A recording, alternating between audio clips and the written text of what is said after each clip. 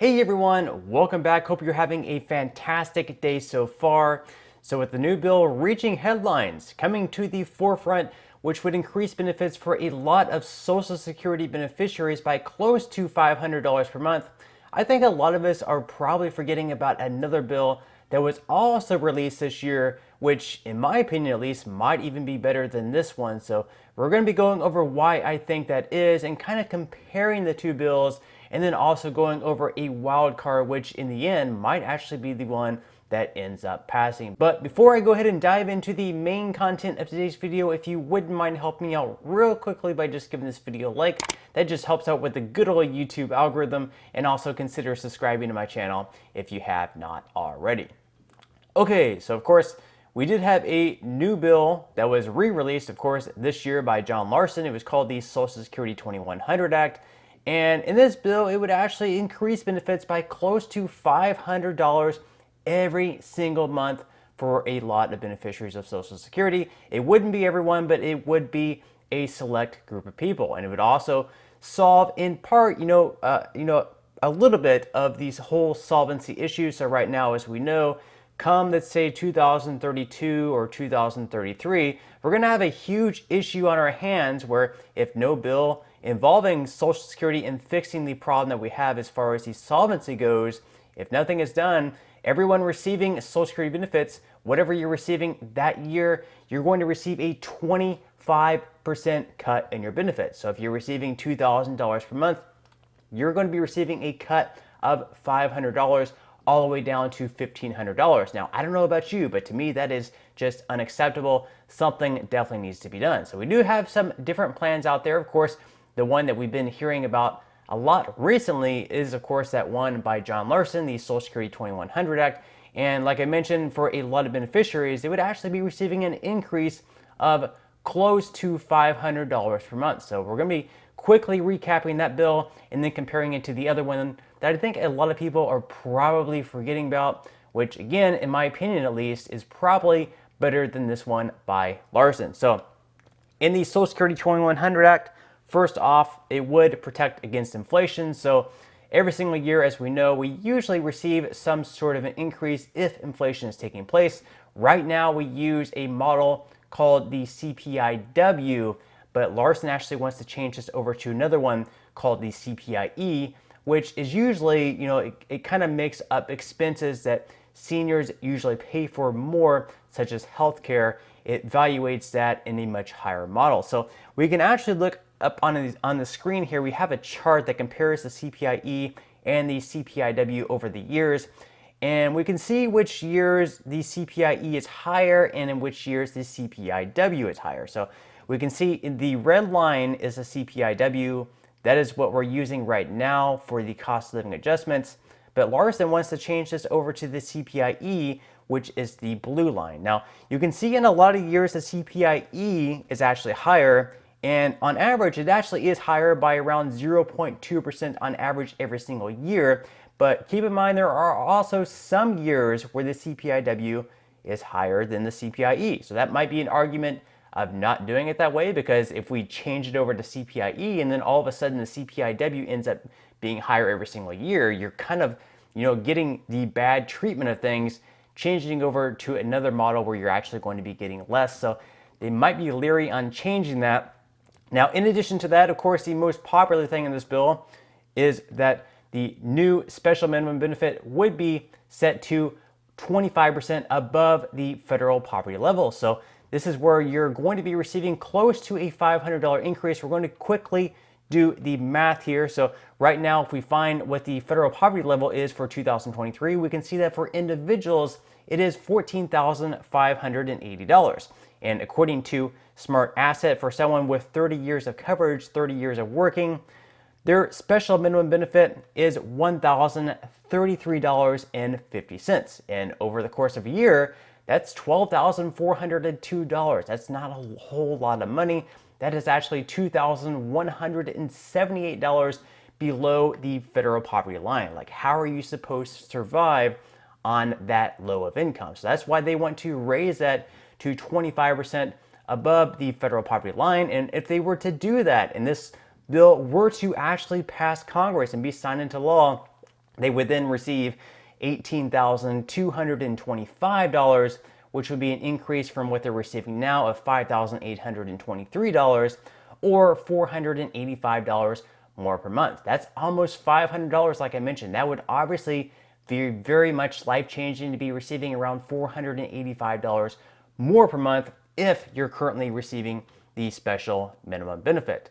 Now, in addition to that, to everyone else who doesn't receive the special minimum benefit or close to it, if you're receiving more, perhaps maybe you're receiving like $2,000 per month, in this bill, they would also be providing an increase of an average of 2%, which, obviously isn't that much.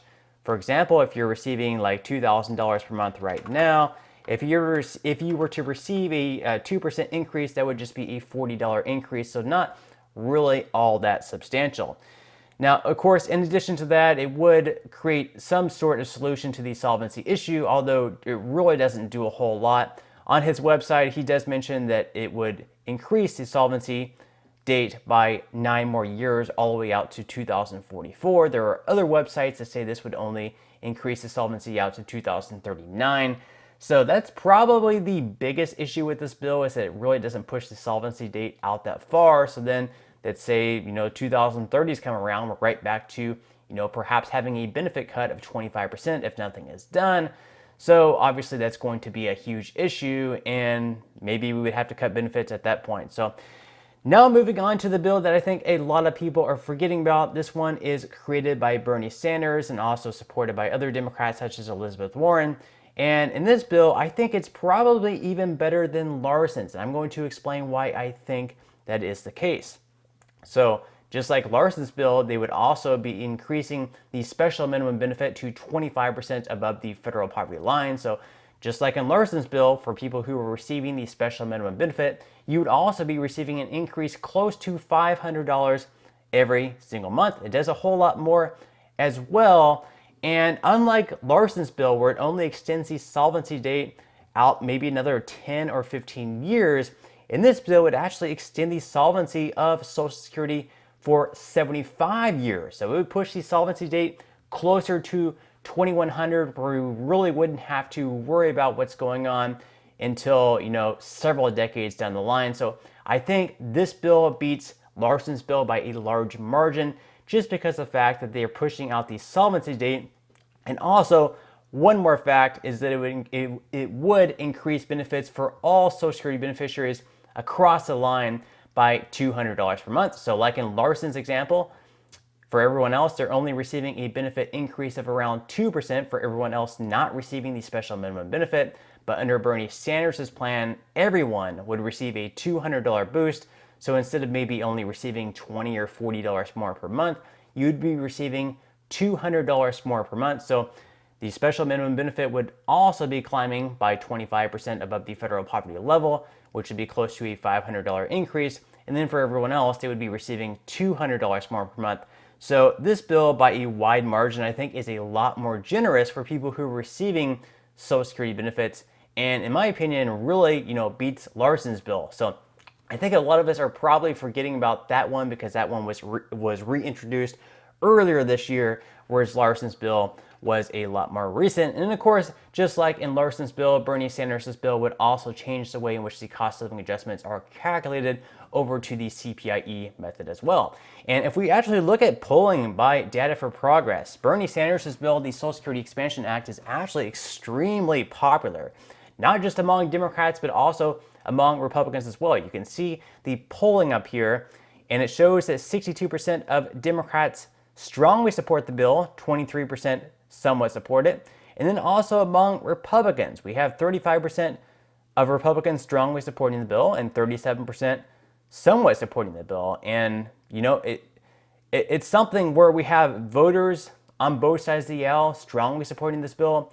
But the problem is the lawmakers who are actually voting yes or no on this bill in Washington are, they have differing opinions. So, for example, this bill unfortunately probably isn't going to pass the House or the Senate because we have Republican lawmakers who are going to strike this bill down because it's going to increase taxes on the wealthy. So even though we have a lot of Republican voters who would gladly take the increase, unfortunately, the the Republican voters who vote the Republican lawmakers on Capitol Hill, they're going to be the ones voting no on this bill, even though perhaps a lot of their constituents would be on board with something like this. So unfortunately, it's probably not going to pass because of that reason. It's only going to have Democrat support.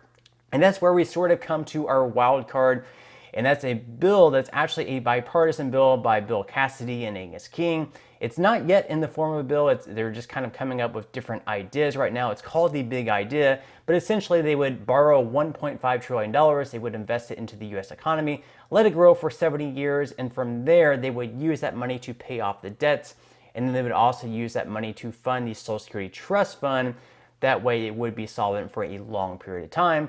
We don't really know exactly what's in the bill. Perhaps they might be raising the full retirement age from 67 up to 70 for younger generations. I really hope that isn't the case because, 67, by the time you get to that age, especially if you have a heavy labor job, perhaps your knees and your back are just about to give out, and having to wait all the way until 70 to receive your full Social Security benefit, quite frankly, it's just not all that fair, to me at least. But let me know what your thoughts are on that below. Again, it's not yet in a bill, but considering it's bipartisan and might have support from both sides of the aisle, at least on Capitol Hill, I think that one might have the best chance of passing if it ever does make its way into the bill, but we will just have to wait and see. But that's all the news that I have for today's video. I certainly hope that you enjoyed.